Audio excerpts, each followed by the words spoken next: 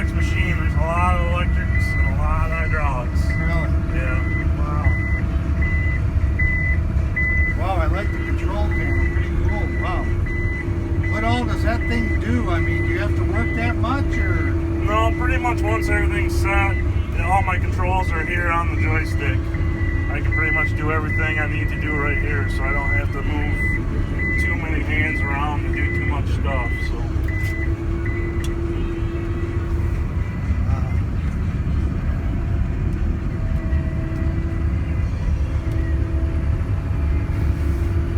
Yeah, this is our first time up in Boyne. Okay. My wife doesn't ski, but I skied yesterday and skied today. Took a bad fall, man. Hit my ribs. That's no fun. No, it isn't. I know there's people who'll be watching this video later that, you know, their idea of a great place is the sandy beaches and palm trees. And this was the first time we've been up in this area of northern Michigan. We went up to Petoskey. Man, that's a beautiful city. Wow. Yes. Wow. Where are you from originally? Originally from upstate New York on Lake Ontario. Okay. We get a lot of lake effect snow. Got some great ski areas in New York. But we live in Fort Wayne, Indiana now, about 4.5 hours south of here. Okay, yeah. Man, this thing goes right up these steep slopes. Wow. Man. These are our cut throughs. This is going to be an FIS, one of our steeper hills.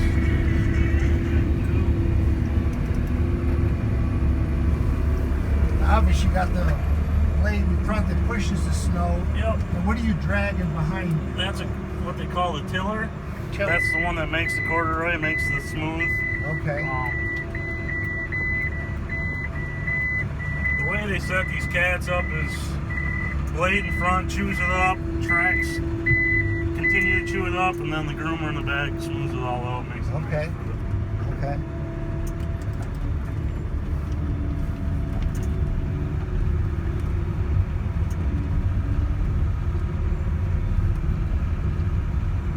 Yeah, these groomers they also use on. I was reading on the snowmobile trails and things like that. Yep. I saw it. I read. I guess last week, snowmobiler collided with the snow groomer up there in Sault Ste. Marie. Really? One of them, I don't know which one. But one of them got killed. Yeah, I read that this morning. That's no good. Yeah, I was googling snow groomers to see what I could learn about this before I could go with you. And the cool thing is, this is a demo. We actually just got this in from New Hampshire this morning. We tracked it up and got it set up. I just got done with the salesman ride in here, kind of showing me the controls. You just got this today? Yeah. This is like the first time out? Yeah. I mean, wow. You're in the wow. voyage, maiden voyage here. Is there anything vastly different from the other models you've been using, or has the technology changed much? This is Prenoff, and our other company's a Piston Boy. Okay. Both made overseas. Piston Boys out of Germany, these are out of Italy. Okay. Used to be Canada, Bombardier used to. Bombardier makes us snowmobiles. They also make, I think, railroad cars too. Yep. Yeah. So, boy, you got a nice heater in here. yeah, So that keeps you warm and everything. Yeah. Man, a lot of room because you know I'm a big guy, 6'2". Plenty of room. Wow.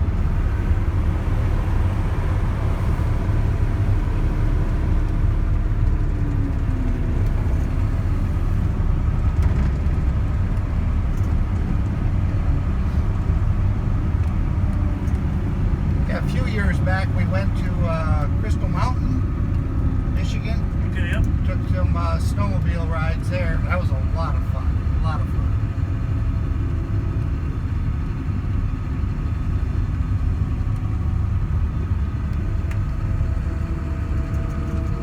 What kind of winter have you guys had for skiing and that? I know of late here we've had all that stupid rain and everything. Did you guys get hit with that? Yeah. We started out with a bang in November, and then kind of died off with the snow and stuff. Lost a lot of it. We were able to, have enough cold days to make enough.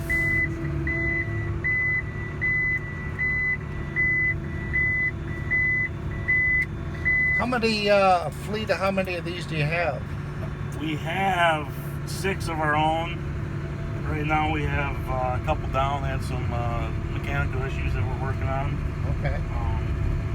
This one's a demo, and we have a demo 600 piston boy right now. Oh, so you guys haven't actually bought this? No. Oh. No. Oh, so you're gonna give the feedback and. Correct. What does something like this cost roughly? Just rough. This one's gonna retail probably for about $330,000. That 600 we're demoing is gonna retail for about $450. It's a little bigger machine, a little more horsepower. We've got friends down in Indiana, the Lawrences. They're farmers and everything, and I'm always amazed at all the electronics. Well, basically, it drives a tractor for them and everything. I mean, it takes it a straight road. They'll go down a half mile on this big farm. It'll make the turn, come back, and everything. And Really? with the GPS, keeps exact track where they are. Yeah. They're working towards that, it means, in the research and stuff. They're trying to make them automated, but I don't know if they ever will get them that way. Well, you got skiers to deal with, and all that kind of stuff, and you got drop-offs and trees. And the biggest thing that we see is it can't tell what kind of snow we're on. So it can't tell if it's got to adjust the groomer deeper, shallower. Our gauges tell us that. And we can see that physically. If the cat went automated, I don't know if it could actually take care of that problem. Yeah. So your job's secure. So you're working 8 hours here, and then you got another job. You working 8 hours? No, I'm just the mechanic on these groomers. Oh, you're the mechanic. Yep. So I work on these cats. Okay. A couple guys are actually out demoing cats out east right now, so I'm filling in for them tonight and tomorrow night. Oh, so you're the regular mechanic. Okay. Yes. So you normally don't do the grooming? Normally don't do the grooming. I'm just a fill-in guy. Okay. I've been doing it long enough. I kind of know what I'm doing, so it's fairly easy for me. But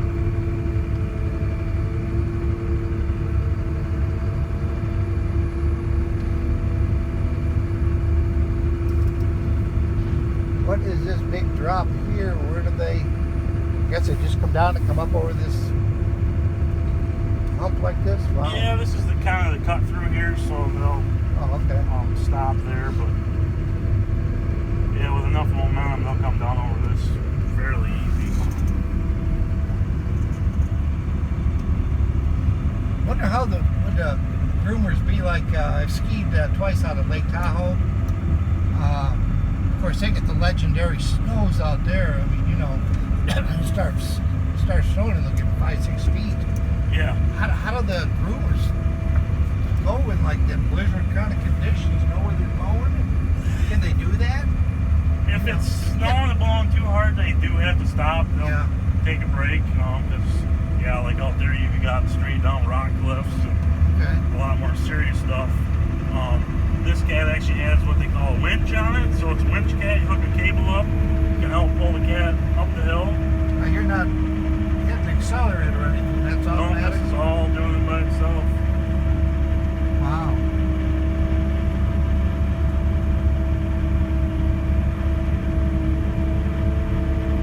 Pretty smooth ride considering you're on tracks. Yep. Yeah.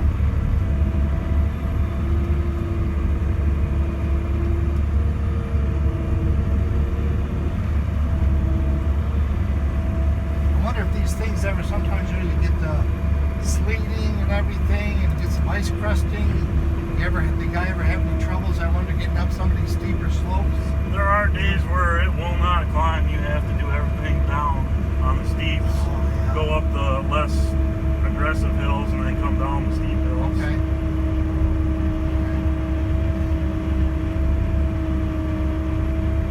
Wow. This is probably one of our steepest hills. Okay. Besides Hemlock. Okay. We were watching, my wife and I, from our hotel room, the Grand Lodge. Grand Lodge is the big one, and then the clock tower is kind of where you came out of there. Okay, we were watching from our hotel room, the Grand Lodge. watching those slopes are so steep. I'm a green Okay, slope, but I can do the intermediates depending on the ski area. Some intermediates are too tough for me, but man, we're seeing a lot of people fall and taking some good falls down. Those are probably the diamond runs, black diamond runs out here. Yep.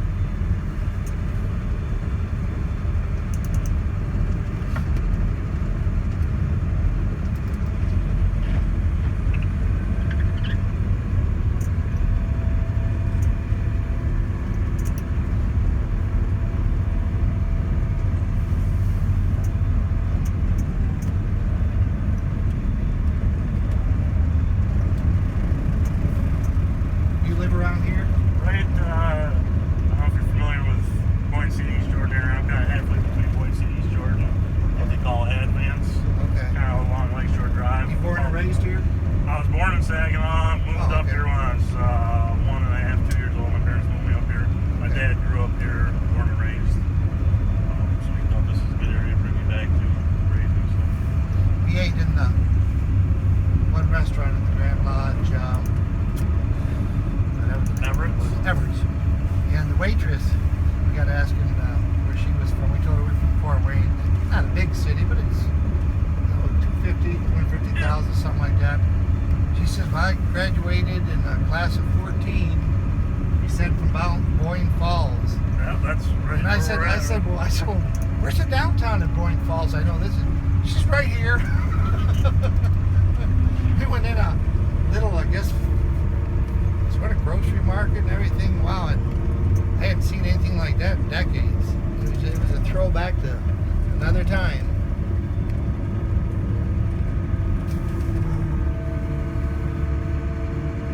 Ooh, now where's he going? Top of the hill, he's one of our lift ops. So he's giving lift ops brakes. Oh, okay. Okay. Now what does this run here? This is Cold Springs. Cold Springs. This is a nice green run, but Okay. it's hard to get back anywhere. You start at the top of the 6-man and come down around. Well, for the first time being here, and I'm on the stand of green runs, I saw some way over there like Hilda's Hideaway and that. Those are fun runs over there. But then I thought, how do I get back to the Boyne Express lift, the 6-pack? Yep. And so I stayed away from there and pretty much went down Ram's Head, Deer's Run. You know. So if you can get down Ram's Head, then you can run the D1 area, which is Hilda's Hideaway and all that stuff. And that run, those chairlifts come back to the top. They all three meet at the top. There's D1, D2, and Alpine to run all those green runs back there. Okay. And those come back at the top, and then there's a little cut called Miller's Time that gets you from there back to Ram's Head. So then you take Ram's Head back down towards Deer Run to the 6-pack. Yeah, these are some nice runs here. Wow. Yep, this is Cold Springs. This comes down around, and you either ride Meadows back up, but to get back from Meadows, then there's no green runs to get you. So you'd have to, the way we brought the cat across, you'd have to kind of ski down across that way. This is what gives me trouble. I don't ski enough. I went 3 years without skiing, and these little sharper turns, you go from one run. This may be a green run, but that's where I fell this morning. Man, I kicked down hard.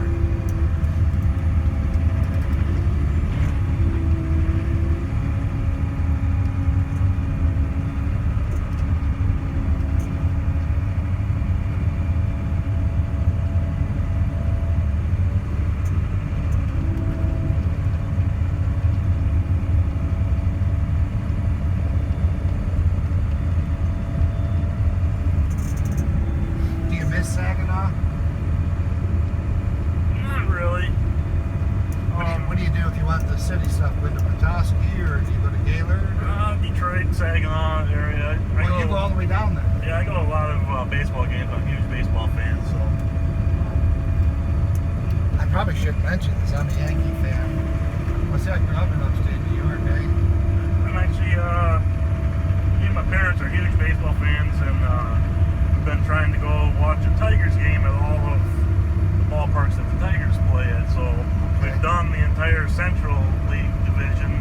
This year we're starting the Eastern League, going to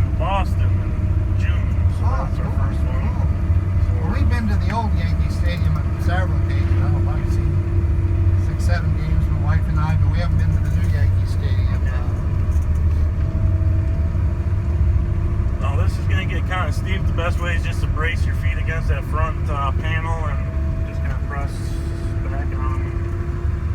Yeah, I'm not good with roller coasters. We'll try not to make it feel like a roller coaster. Wow. Some cool views from up here, especially on a nice sunny day. You can get some nice photos from up here. Yeah. Man, alive. Yeah, that is steep.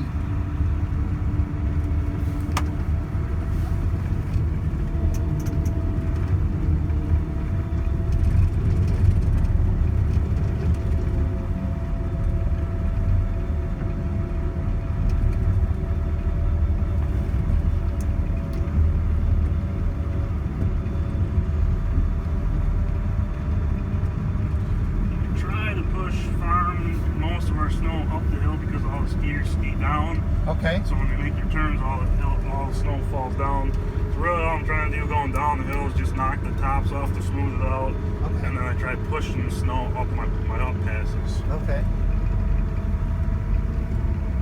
Yeah, you can see all these. And I'll tell you, when you're skiing down these things, boy, they sometimes your ski catches in a lot of these things. And yep. Look out, you're in trouble. Exactly. So like I say, you're the unsung hero to keep the slopes in good shape.